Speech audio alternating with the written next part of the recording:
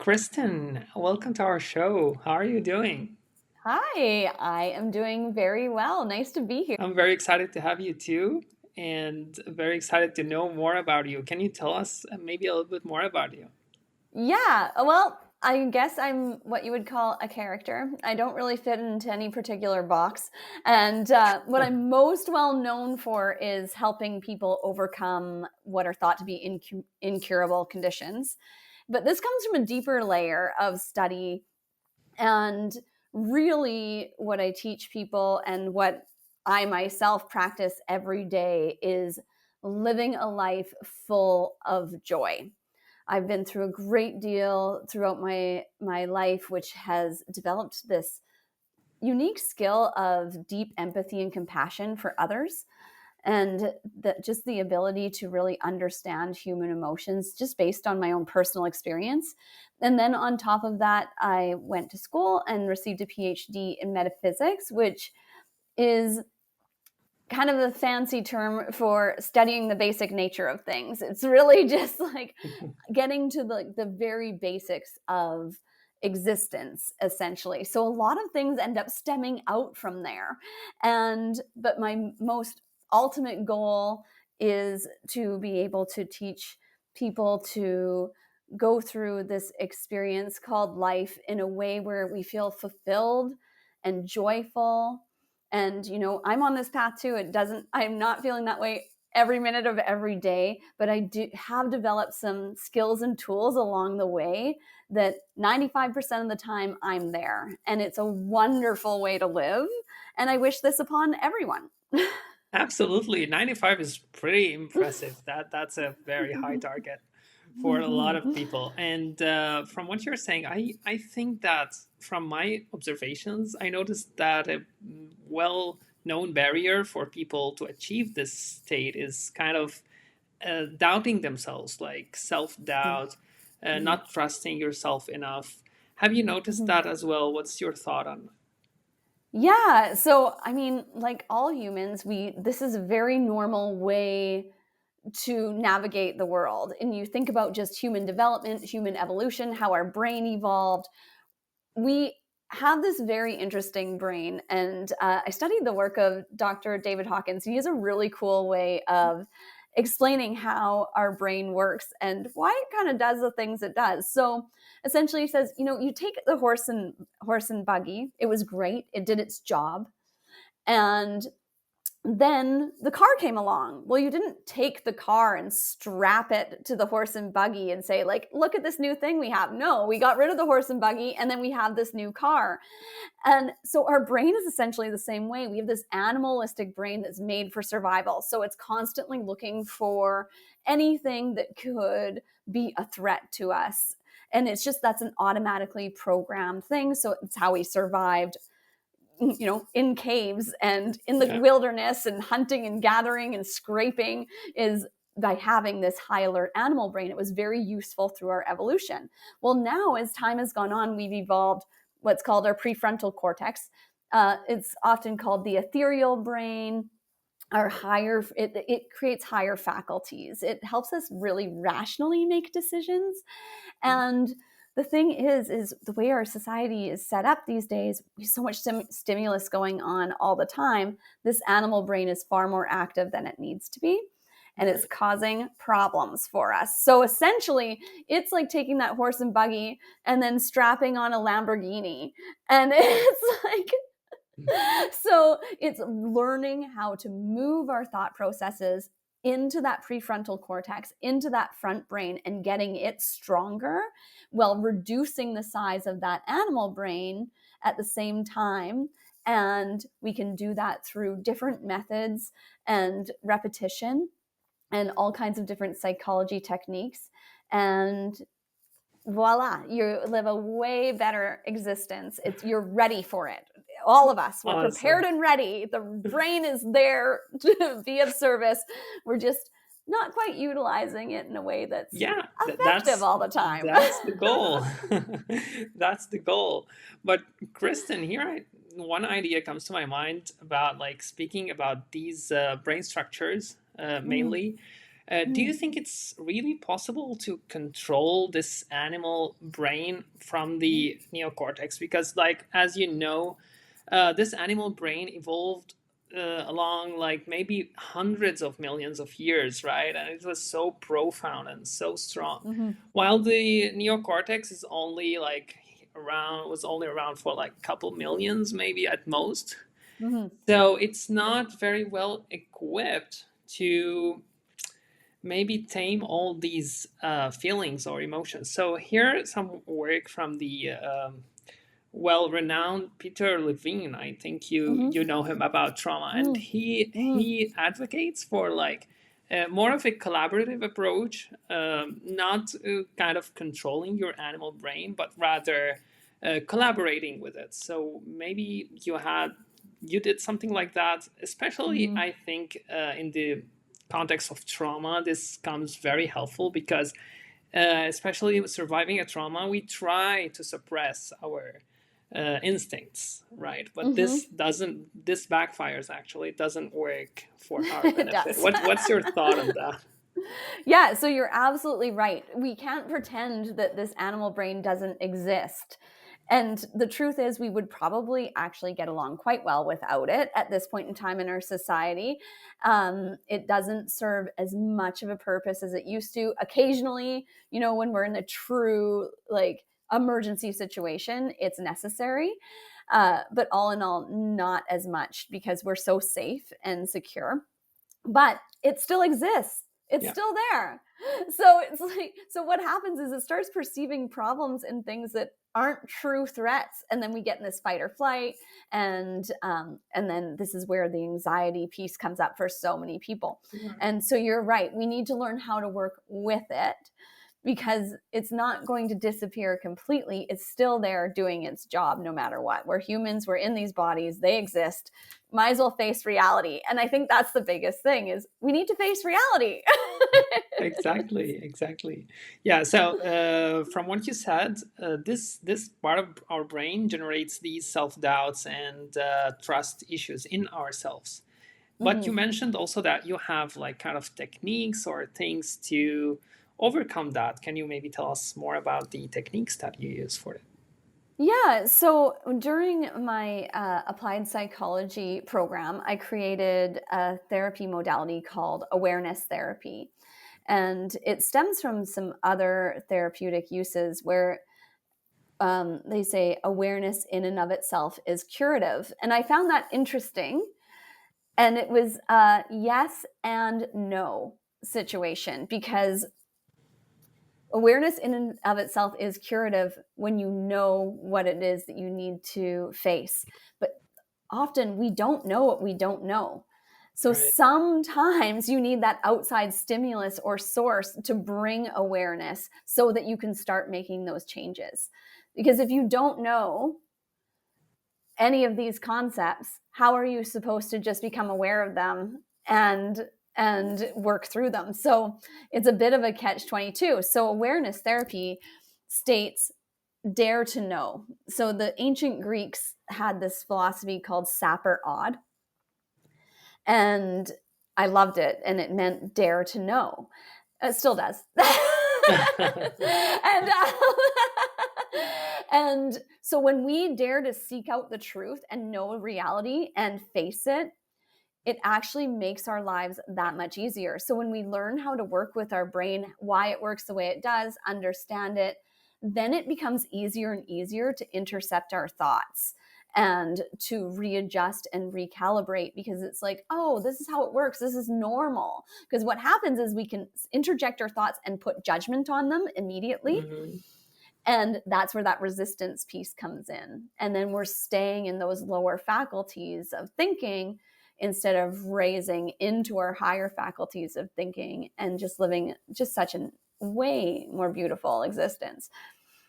Yeah, that sounds useful, but I still missed the practical point, and Yeah, so maybe you can elaborate. And how does sure. that compare to mindfulness? Because to me, they sounded a little bit similar, but you are saying that this is something new, so it shouldn't be. Mm. It should be Yeah, different. Yeah. Well, and the thing is there really isn't any new ideas or thoughts. It's just put together in different contexts, and different Right. people are going to hear them in different ways. So for someone, this is going to go click, and they might have to hear it again from someone else for it to really solidify. And that's why, okay, so practically speaking, it's actually quite simple how we can do this. There's several techniques, but one of the really good ones is watching our environment and what we're bringing in as stimulus. So if we'd like to learn something new, it's literally going to YouTube and looking up that concept and really starting to deep dive it from different people's points of view. What that's going to do is help build up new belief systems and thought processes, because you're building research and information and building a belief system. Because when we seek things, we find the answers. Hmm. And so it is, that's dare to know. It's you dare to go out there and find the teacher that you trust, or a book that talks on the subject that resonates with you, or looking up a blog, whatever it may be. It might be your podcast, right? It's like, Right. and so this is where it comes in. So you're going to get this outside stimulus of someone teaching you something. Then you watch the thoughts coming up around it. Are your thoughts helpful, or are they concerning? So we naturally want to move to judgment. Our thoughts naturally want to move to judgment. And so when that happens, we accept it and look at it in a way where we're like an investigator, instead of like being hard on ourselves or like, how could you think that? Guess what? We don't decide what thoughts come into our heads. They just pop right in there. It's like Yeah. you didn't decide to think these things. So that's just our subconscious bubbling up, right? It's showing Hmm. what's under the Hmm. surface. And so then what we can do is consciously take that and be more of an investigator and interested in what we're thinking about. Because when we're interested in it and paying attention, then it develops this awareness. And when you repetitively do this, where we're just watching our thoughts, paying attention to them, what they mean to us, we naturally start to make changes.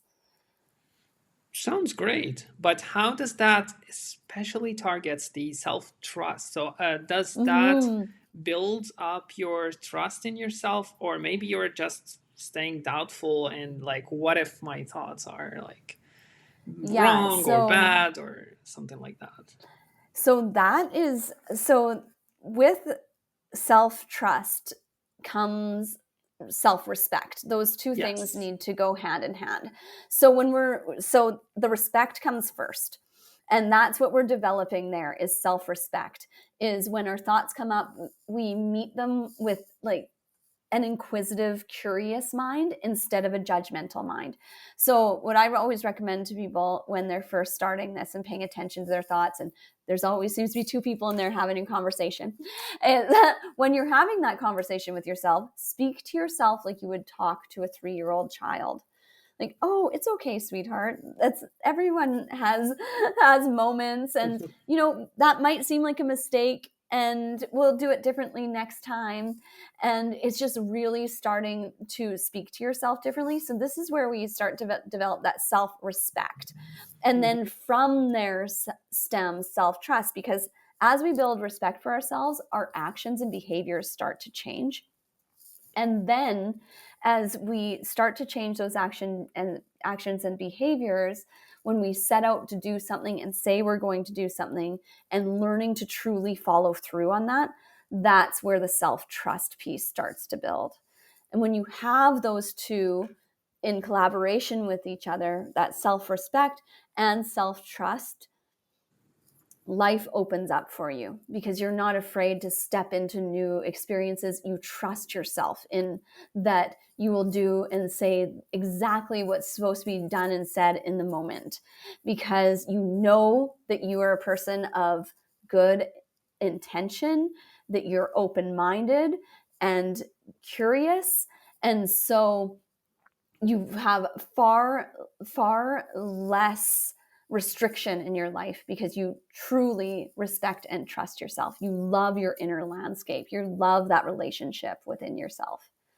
Right, that makes sense. And I think this goes a lot with self compassion and maybe it also trains your self-compassion to be Mm, stronger and to have more this uh, like sensations to yourself, that you are more tolerant to your thoughts and actions, and you're not that judgmental on yourself. So mhm. yeah, this is definitely great and goes into this goal. But from your experiences and observations, have you observed any challenges that people face while applying this strategy? Like what might step in the way and what might they find difficult at first? So people who are trying to Yes. do that in the future might be aware of these hurdles. Oh, totally. So, yes, it's going to be very hard. I'm not going to sugarcoat it because Okay. this is the thing. We've been entrained to think a certain way our entire lives, and it's out of innocence. It's not like someone did this to us. We're evolving as human beings. We get to be the generation that wakes up. And so, of course, there's going to be these challenges along the way. We weren't trained like this from birth. So, there's going to be so much undercurrent programming going on constantly. There's that animal brain is going to chat, chat, chat, chat, chat. It is. And it's like those fears are going to bubble up. The anxiety is going to bubble up. And it's like, let it come. And again, get curious, just paying attention to what you're thinking about. It's like, okay, does this benefit me, this thought? Is it a benefit to anyone else? If no, how can I reach for a slightly better feeling thought? Abraham Hicks talks about this a lot. And it's just that slightly better feeling thought that feels comfortable within you. Right. And then you're constantly moving further into that space of autonomy and sovereignty, freedom, because you have it within yourself. It's internal. And so it doesn't matter where you go, who you're with, you constantly have that within yourself. Right, right. Yeah, that makes sense. And what do you think about, like, when you have this thought? Do you think it's Mhm. important to know the root of this thought, like where it is generated from your subconscious, from early childhood, somewhere like that? Do you find it important to like and investigate the cause, or just like observe it and let it go and try to like improve in the process? What's your thought on this?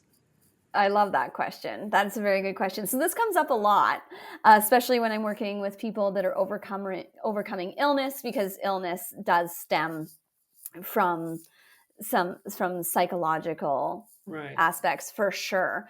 And so, and it's like, I'll often have people like, I don't know what happened in my childhood. Like that's when my right. anxiety started, and like this is when it really happened, but I don't know what happened. And sometimes it doesn't matter. Uh-huh. Sometimes it's going to come up to be healed. It'll just pop up, and sometimes it doesn't matter what happened, because what we're doing is we're focusing on the right here, right now. This is what we have, this moment. And if it's something that's there and it's ruminating, by all means, you face it head on, like get in there and just work through whatever you need to do. Purge the tears, the emotions, let that out. But if it's not there, if you have no idea, don't pick that wound. Like don't bother. Mhm. Your mind will start making stuff up. Like Right. it'll be like, Right. and so we just want to stay in that moment. It's like, what feeling do I want right now? What's the best feeling I can cultivate in myself right here, right now? And then we end up drawing in this brighter future, because the past is over, it's Right. done. And when we can look at absolutely everything that happened as an experience that made us who we are in this specific moment, we can be grateful for it and say, okay, it's done. And yeah, I probably won't make that decision again. Good on me. And now what can I do right here, right now to just feel good? Because you have to do it like it's your job, because it is. Like, what's the most Absolutely. important thing to you in your entire life is to feel good. Like, really, that's Absolutely. all Yeah. any of us want to do. We're all selfish. I got to break it to you. Like, why am I here helping people and out of the kindness of my heart? Because it makes me feel good. It's like, Yes, yes, so absolutely. Me it's too. like, if it didn't make me feel good, I wouldn't be here. Yes, yeah. And so we might as well use that knowingness to help others at the same time. Yes, that absolutely makes sense. I have one last question to you about Mhm. this thing. Mhm. How do you compare it? I mentioned that before, but I'm curious, like, how do you compare it with mindfulness? And is it an either or thing? Like, if someone is pursuing mindfulness, let's say living a mindful life and Mhm. all these practices, do they have to drop it and follow this awareness, or they go hand in hand? Or what's your thought on this? No, everything in life is a choose your own adventure. So, I would never tell someone what to do or say. It's like, here's the ideas, here's the thoughts, incorporate it into your own path. Because, a path is straight and narrow. You follow your path, Right. and it's all about intention, but there's infinite paths. The minute someone Mhm. tells you this is the way, run away because it's like not good. It's Yes. like you're going to decide. You're going to take what resonates with you here and embrace it and bring it into your life. And what doesn't, leave it. It's not for you. It's all Yes. good. Absolutely. But what I meant is that do they work Mm, together? Like if someone mm. tried Oh to yeah. do this. Yeah. And so the thing is why I don't get into mindfulness is because what happens as you evolve and things move along is you start to think less and less. Hmm. And so when our concentration is on continuously thinking, then we keep the thinking process going. And it's actually a lot more peaceful in the mind and body when it isn't chattering so much. so, Right. Yeah. so it's Yeah. almost more of an Absolutely. emptying of the mind. And Hmm. so it really depends on how that the word mindfulness is used, what context, what it means Right. to someone. And so that's why I don't use that term myself, because Hmm. it's one that almost everyone has some sort of attachment to and what that means to them. Yes. Yes. You're absolutely right. So, Kristen, that was very interesting. Any last words you want to give, like one phrase advice to anyone who is pursuing this path of more self trust and self respect? It's take it easy on yourself. You are not behind. You're exactly where you're supposed to be. Awesome. That was very inspiring. Thank you so much, Kristen, for giving this talk. I think it will help a lot of people. Thank you so I'm so much. glad. Thank you for Awesome. having me here. I appreciate that you've created this platform for voices to be able to be heard. It's amazing. Thank you so much, Kristen.